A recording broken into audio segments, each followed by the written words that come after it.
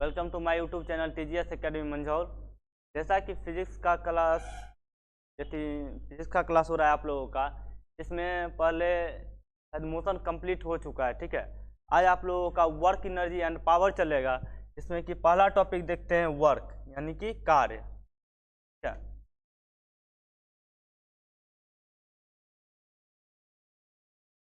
कार्य यानी कि वर्क। अब बताइए वर्क होता क्या है। सब लोग बोलते रहते हैं कि बहुत कार्य करते हैं, बहुत काम करते हैं, बहुत काम करते हैं। होता क्या है, यानी कि बल लगाकर किसी वस्तु को विस्थापित करना ही क्या कहलाता है, तो कार्य कहलाता है। यानी कि कह सकते हैं बल लगाकर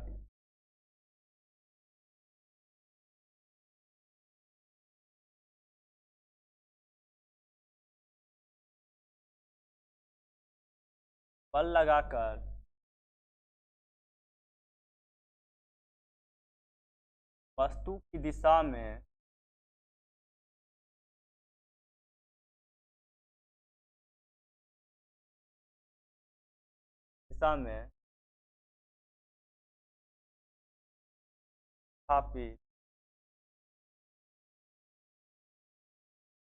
स्थापित करना ही कार्य कहलाती। ठीक है, यानी कि कार्य किसको कहेंगे, तो बल लगाकर किसी वस्तु की दिशा में वस्तु को क्या विस्थापित करना ही क्या कहलाती है, तो कार्य कहलाती है। अब देखिएगा कि कार्य जो होती है, यानी कि कार्य क्या होगी, कार्य बराबर बल गुना विस्थापन। क्या होगी, बल गुना विस्थापन। ठीक है, विस्थापन। ठीक है, यानी कि बल और विस्थापन का गुणनफल कौन सा होता है, तो कार्य होता है। ठीक है, अब देखिएगा बल इसे m से निरूपित किया जाता, बल को F से निरूपित किया जाता है और विस्थापन को S से निरूपित किया जाता है, और कार्य को हम लोग W से निरूपित करते हैं, यानी कि W बराबर F इंटू S कह सकते हैं। ठीक है, अब देखिएगा इसका मात्रक देख लेते हैं। इससे पहले कार्य जो होती है या एक अदिश राशि होती है, या एक अदिश राशि होती है। कौन सी राशि होती है, तो अदिश राशि होती है। ठीक है, राशि होती है। अब देखिएगा इसका मात्रक देख लेते हैं। तो बल यानी कि बल का मात्रक क्या होता है, तो न्यूटन, तथा विस्थापन यानी कि दूरी। विस्थापन भी क्या होती है, तो एक प्रकार की दूरी होती है। तो विस्थापन का मात्रक क्या हो जाएगा, मीटर, यानी कि इसका मात्रक क्या हुआ, न्यूटन मीटर। एक मात्रक तो ये हो गया न्यूटन मीटर। दूसरा मात्रक हम क्या कह सकते हैं, बल यानी कि न्यूटन को हम किसको कहते हैं, न्यूटन हम किसको कहते हैं, तो केजी मीटर प्रति सेकेंड स्क्वायर। तो क्या कहते हैं, हम न्यूटन कहते हैं, तथा इंटू मीटर तो हम क्या भी कह सकते हैं। इसका एक मात्रक ये भी हो सकता है केजी मीटर स्क्वायर प्रति सेकेंड स्क्वायर। ये भी मात्रक हो सकता है किसका, तो कार्य का। ठीक है, और इसका एक अन्य मात्रक भी होता है और करके लिख सकते हैं। इसका एक अन्य मात्रक भी होता है जिसे जूल बोला जाता है, यानी कि किए गए कार्य को जूल से डिनोट किया जाता है। ठीक है, यानी कि हम कार्य का मात्रक कह सकते हैं या तो न्यूटन मीटर होगा, या फिर जूल होगा, या फिर केजी मीटर स्क्वायर प्रति सेकेंड स्क्वायर होगा। ठीक है, तथा इसका सीजीएस मात्रक, ये सब तो एसआई यूनिट हो गए, यानी कि एसआई यूनिट यानी कि एसआई मात्रक। ठीक है, इसका सीजीएस मात्रक देखिएगा, इसका सीजीएस मात्रक जो होता है, नेक्स्ट पे ले लेते हैं कार्य का सीजीएस मात्रक। यस, कार्य का सीजीएस मात्रक अर्ग होता है। क्या होता है, तो अर्ग होता है। ठीक है, और अब देखिएगा यानी कि कार्य का सीजीएस मात्रक क्या होता है, अर्ग होता है। अब देखिएगा एक जूल में 10 की पावर 7 अर्ग होते हैं। 1 जूल में 10 की पावर 7 अर्घ होता, तो ध्यान रखिएगा आप लोग, ठीक है। कि 1 जूल में 10 की पावर 7 अर्घ होते हैं। अब देखिएगा यह जो कार्य जो होती है या बल तथा विस्थापन का अदिश गुणन होता है। इसका अदिश गुणन होता है कार्य बल तथा विस्थापन का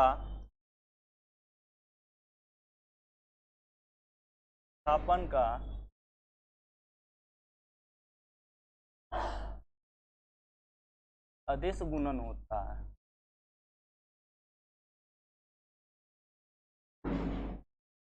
अदिश गुणन होता है, यानी कि लिख सकते हैं का W बराबर F डॉट एस, क्या बोल सकते हैं, F डॉट एस, ठीक है, F डॉट एस।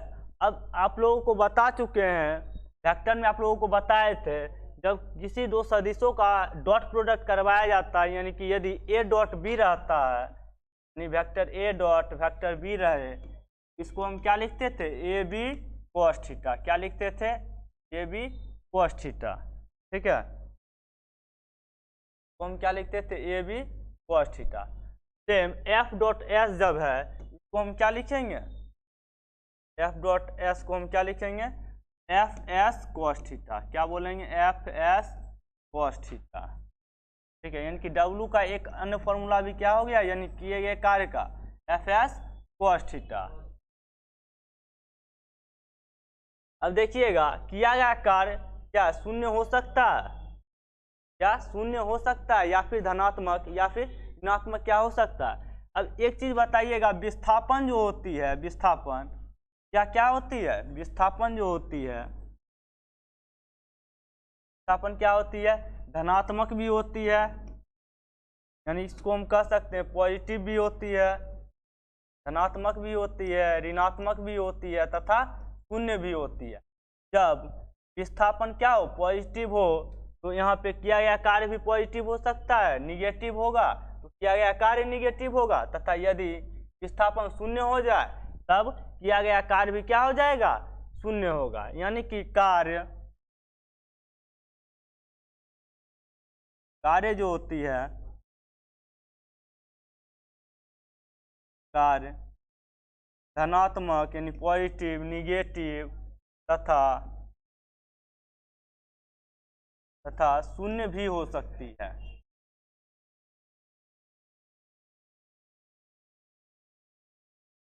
शून्य भी हो सकती है, ठीक है। अब आगे बढ़ते हैं, देख लेते हैं किया गया कार्य किस किस समय शून्य हो सकता है, ठीक है।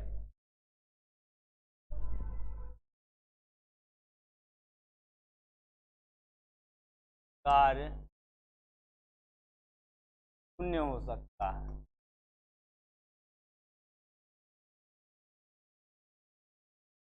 कब कब, पहला कंडीशन क्या होगा, अभी तुरंत बताएं, जब विस्थापन क्या हो जाए, शून्य हो जाए। पहला कंडीशन क्या होगा, जब विस्थापन क्या हो जाए, शून्य हो जाए, तो किया गया कार्य भी क्या हो जाएगा, शून्य होगा। अब दूसरा देख लेते हैं, अभी तुरंत हम पढ़े हैं वर्क, यानी कि W बराबर एफ एस कॉस थीटा, क्या पढ़े हैं, एफ एस कॉस थीटा पढ़े हैं। अब देखिएगा कोस का जो वैल्यू किस पे डिपेंड करता है, उसके एंगल यानी कि कोण पे डिपेंड करता है, यानी कि थीटा पे डिपेंड करता है, ठीक है। अब देखिएगा कॉस थीटा का वैल्यू 0 भी होता है, यानी कॉस थीटा का वैल्यू किसके किसके बीच होता है, 1 और -1 के बीच होता है, ठीक है। तो इसके बीच में शून्य भी क्या होती है, शून्य भी आती है, यानी कि cos 90 डिग्री, यानी कि cos 90 डिग्री का वैल्यू कितना होता है, शून्य। यानी कि थीटा का वैल्यू यदि 90 डिग्री हो जाए, यानी 90 डिग्री हो जाए, तो किया गया कार्य क्या हो जाएगा, शून्य हो जाएगा। दूसरा कंडीशन क्या होगा, जब कार्य लंबवत किया जा रहा हो, लंबवत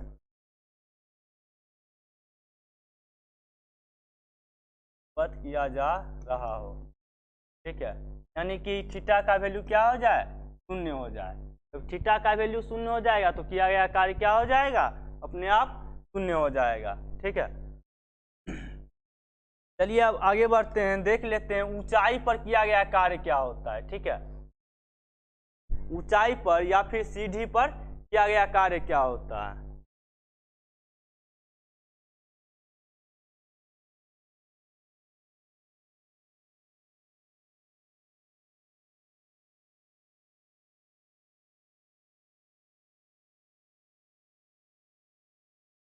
सीढ़ी पर किया गया कार्य। ठीक है, देखिएगा ऊंचाई पर या फिर सीढ़ी पर किया गया कार्य क्या होता है। तो W बराबर सबसे पहले हम फॉर्मूला जानते हैं, क्या होता है? Fs। ठीक है, Fs होता है। और यानी कि फोर्स का फॉर्मूला यानी बल का फॉर्मूला क्या होता है? F बराबर ma इंटू एस। ठीक है, अब देखिएगा ऊंचाई जो होती है यानी कि दूरी जो तय किया जाता है वही क्या हो जाता है? यहाँ पे विस्थापन होता है। और विस्थापन वहाँ पे जब ऊंचाई पर हम लोग जाएंगे तो उस समय विस्थापन ही क्या हो जाएगा? हम लोगों के लिए ऊंचाई हो जाएगा। यानी कि विस्थापन इक्वल टू लिख सकते हैं हम लोग ऊंचाई। ठीक है, यानी इसको हम S से भी डिनोट कर सकते हैं। ठीक है, अब देखिएगा मास तो वही रहेगा, यानी कि जो व्यक्ति होगा उसका मास तो वही रहेगा। और ऊंचाई पर जाने पर यानी कि त्वरण यानी A बराबर क्या हो जाता है? G के बराबर हो जाता है, यानी कि गुरुत्वीय त्वरण के बराबर हो जाता है। तो इसको हम लोग लिख सकते हैं M और A की जगह पे G तथा S की जगह पे H, यानी कि W बराबर mgh। ठीक है, इसको आप लोग एक बार देख लीजिए, फिर इस पे आधारित कुछ क्वेश्चंस को करवा देते हैं। ठीक है,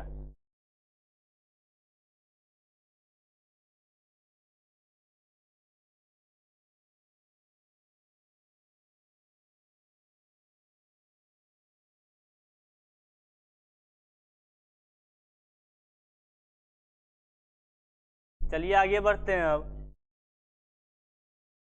चलिए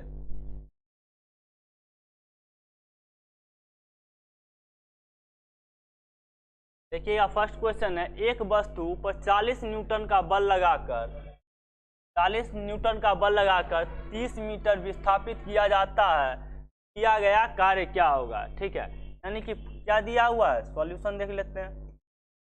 क्या दिया हुआ है यहाँ पे? 40 न्यूटन का बल लगाकर, यानी कि F बराबर दिया हुआ है 40 न्यूटन तथा 30 मीटर विस्थापित किया जाता है, यानी विस्थापन दिया हुआ है, यानी S बराबर 30 मीटर। ठीक, तो अभी तुरंत फॉर्मूला पढ़े हैं, W बराबर क्या होता है? Fs। वैल्यू पुट कर देते हैं, 40 इंटू 30 कितना हो जाएगा? 1200। कौन सा ऑप्शन है? ऑप्शन नंबर आपका ए, राइट। ठीक है, चलिए नेक्स्ट क्वेश्चन की ओर बढ़ते हैं। अब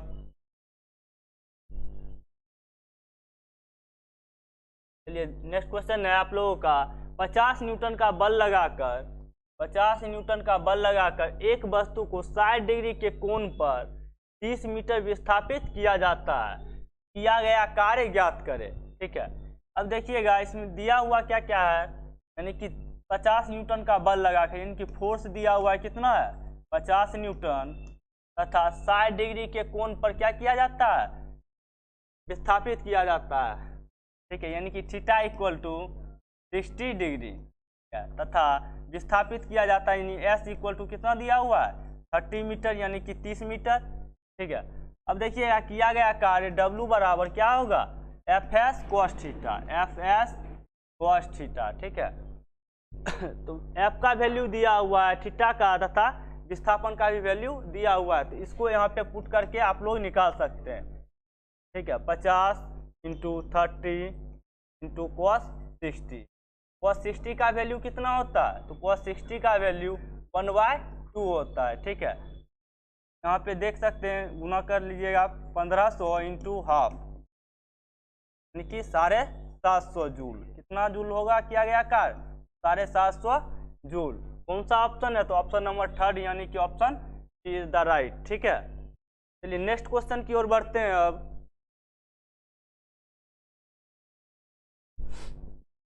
नेक्स्ट क्वेश्चन है आप लोगों का, 30 केजी द्रव्यमान का एक व्यक्ति 3 मीटर ऊंची 30 सीढ़ियों पर चढ़ता है, तो किया गया कार्य ज्ञात करें।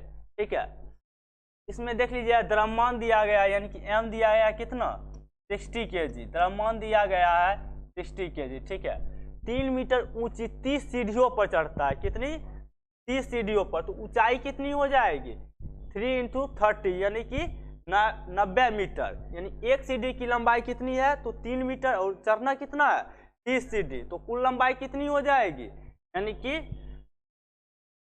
3 × 30 कितना होगा 90 मीटर, यानी कि ऊंचाई कितनी हो जाएगी 90 मीटर। ठीक है, अभी तुरंत आप लोगों को बताए हैं ऊंचाई पर या फिर सीढ़ी पर किया गया कार्य क्या होता है, W बराबर mgh, क्या होता है तो mgh।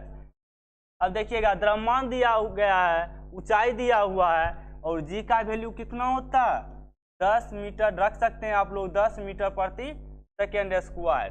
ठीक है, तो यहाँ पे वैल्यू पुट कर देते हैं 60, g का वैल्यू 10 और h का वैल्यू 90 90 मछक 54 यानी 54,000 कितना हो जाएगा 54,000 जूल। ठीक, या फिर हम इसको इस फॉर्म में भी लिख सकते हैं 54